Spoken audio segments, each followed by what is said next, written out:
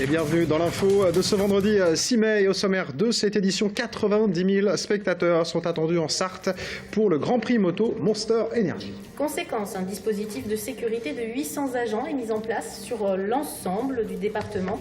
Cette année encore, l'accent est mis sur la prévention, notamment contre l'usage de stupéfiants et d'alcool. Ce week-end, 52 artistes contemporains se réunissent au Quinconce du Mans pour Pulsar, un événement qui fait référence en la matière, vous le savez. Et puis samedi, le Free Comic Book Day, autrement dit le jour des BD gratuites. Les libraires du centre-ville distribuent des comics à leurs clients, découvertes dans une librairie spécialisée dans ce type de bande dessinée. L'invité de l'info ce soir, ce sera Christophe Audouard, organisateur des 24 heures roller début juillet. Et cette année encore, 90 000 personnes sont attendues en Sarthe-Lor pour assister au Grand Prix de France Moto. Pour assurer la sécurité sur la route et aux abords du circuit, la préfecture de la Sarthe a mis en place un dispositif renforcé. Pas moins de 800 agents sont déployés, police, gendarmerie, pompiers travaillent avec les associations pour éviter tout incident et débordement. L'accent est bien sûr mis sur la prévention. Exemple du côté de l'échangeur d'Auvour. Le moucheron sur la visière, l'ennemi juré de la visibilité sur la route.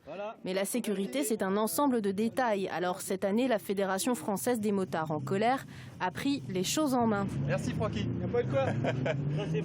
J'ai un collègue qui graisse les chaînes s'ils ont besoin de graisser un peu les chaînes. Et puis on regarde un peu les sacs à dos, si les gars ont bien attaché leur sac à dos, s'il n'y a pas des fermetures d'ouvertes ou toute la sécurité. On essaye de faire le maximum. En ce week-end de Grand Prix, les hommes en vert travaillent en bonne entente avec les hommes en bleu. Plus de 600 gendarmes et policiers sont déployés sur l'ensemble du département avec des équipes cynophiles. 60 000 motards sont attendus sur le circuit. Il s'agit donc de limiter au maximum la consommation d'alcool et bien sûr de stupéfiants. La réglementation de l'alcool, même si ça peut paraître empêcher la fête, en réalité est fait pour que cette fête se déroule dans de bonnes conditions. Il y a des risques importants liés à une alcoolisation massive. Nous travaillons là en lien étroit avec les organisateurs, notamment pour prévenir et empêcher les troubles à l'ordre public qui se produisent notamment dans certaines aires d'accueil. On avait assisté lors des 24 heures moto à des comportements prohibés. Une présence policière et des contrôles renforcés. Les usagers de la route en prennent leur parti. Ils font leur métier. C'est gênant, mais bon, tant pis, c'est comme ça. Non, personnellement, ils font leur travail, quoi. Si c'est nécessaire, nous on rentre de tour là, mais c'est pas. Enfin, moi je trouve pas ça gênant. L'année dernière, lors du Grand Prix moto, plus de 5500 contrôles d'alcoolémie ont été effectués en Sarthe. 41 conducteurs étaient positifs, dont seulement 3 motards. Et retrouvez le résumé sportif du Grand Prix de France Moto dans l'édition de lundi de l'info, bien sûr, sur LMTV. Et en bref, les agents de la ville du Mans ont obtenu gain de cause. Le mouvement social impliquant une quarantaine d'agents du service logistique et fête a empêché la tenue de la compétition Courir au Mans ce jeudi. Mais les agents, eux, ont obtenu le paiement à 100% de leur dimanche travaillé. Leur principale revendication, ils pourront dorénavant choisir donc entre la rémunération ou la récupération de cette journée. Et puis Roland Bec-de-Lièvre est décédé ce jeudi. Il était une figure de la politique et du syndicalisme du côté de la CFDT en Sarthe, président socialiste de la communauté urbaine du Mans de 1977 à 1983. Il a également été conseiller général de 82 à 2001. Et depuis 24 ans maintenant, Pulsar est le salon de référence de l'art contemporain en Sarthe. Peintres, plasticiens et photographes de toute la France se pressent pour y être exposés. 6000 spectateurs sont attendus. C'est aussi une manifestation à taille humaine qui permet de découvrir des artistes intimes et engagés, loin du cliché de l'œuvre abstraite, comme a pu le constater Florent Clavel. Putain, attention, touche pas, c'est un monochrome de Whiteman. Une fortune, ça. Oubliez Kundelic et autres monochromes de Whiteman des trois frères. L'expo-vente d'art contemporain Pulsar au Mans, c'est d'abord un art côté cœur plutôt que sur les marchés des connaisseurs. Nous faisons un art qui a du sens.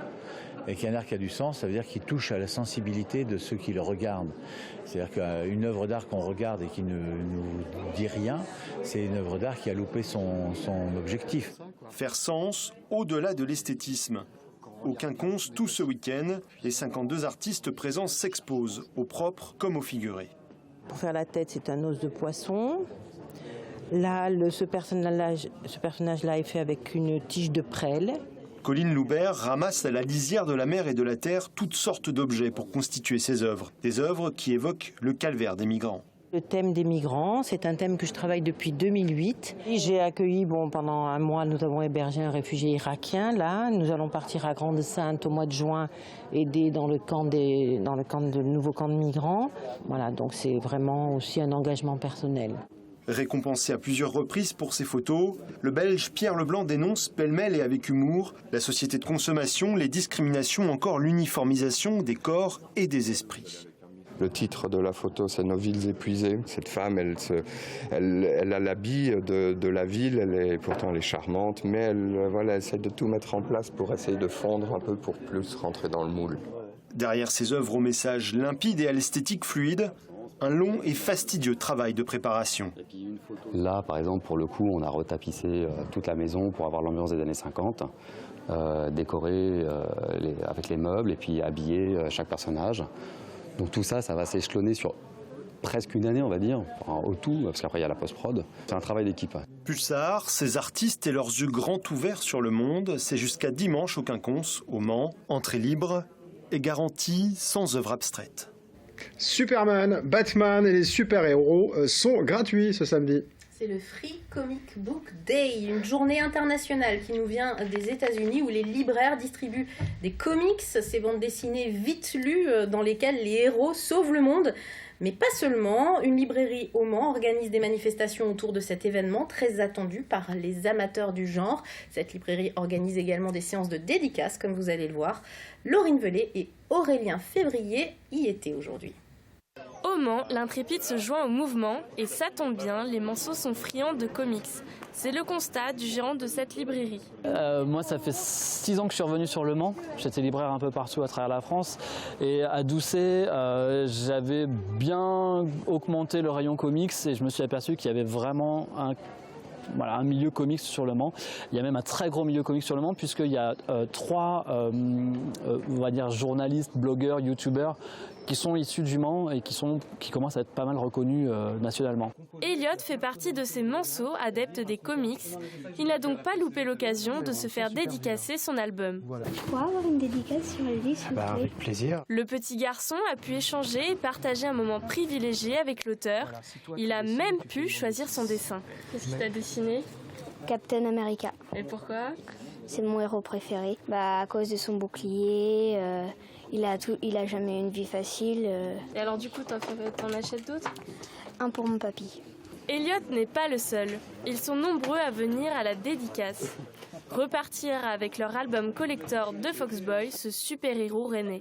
Son auteur, Laurent Lefebvre, prend autant de plaisir que ses lecteurs à les rencontrer, à partager sa passion avec eux. Et c'est une manière de dire aux gens, voilà, lâchez Amazon, faites vivre des libraires près de chez vous, qui font vivre le livre.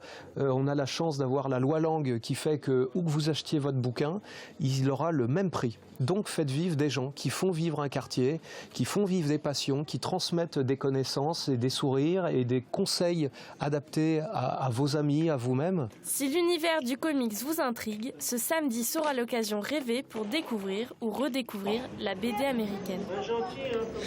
Allez, pas de moto ni de voiture pour ces 24 heures, mais des rollers. On en parle avec l'invité de l'info. Christophe Audouard, bonsoir. Bonsoir. Alors, vous êtes Tribu Roller, qui est l'association organisatrice des 24 heures roller. Alors, je le dis pour les gens qui ne le savent peut-être pas, ça se déroule les 2 et 3 juillet prochains. Alors, si vous êtes ici, c'est avant tout parce que vous recherchez des bénévoles pour organiser au mieux cette manifestation. Ah oui, c'est une très grosse manifestation, donc on a besoin de 150 bénévoles sur le terrain pendant le week-end des 24 heures roller. Et on recherche encore une vingtaine de personnes qui pourraient venir nous aider pendant tout le week-end. Alors tout le week-end, vous attendez vraiment du monde, entre 4 et 5 000 participants, ça c'est que sur la piste, oui. Avec une entrée gratuite pour le public. Donc le public viendra forcément nombreux et vous avez des nouveautés. Et c'est ces nouveautés aussi qui vous obligent à former un petit peu des bénévoles, quoi. Oui, alors on a choisi d'ouvrir au public la montée du Dunlop. Donc ça sera vraiment super pour tout le public pourra aller jusqu'en haut du Dunlop. C'est un endroit mythique du circuit. C'est la première fois que c'est accessible dans les 24 heures roller pour le public. C'est gratuit.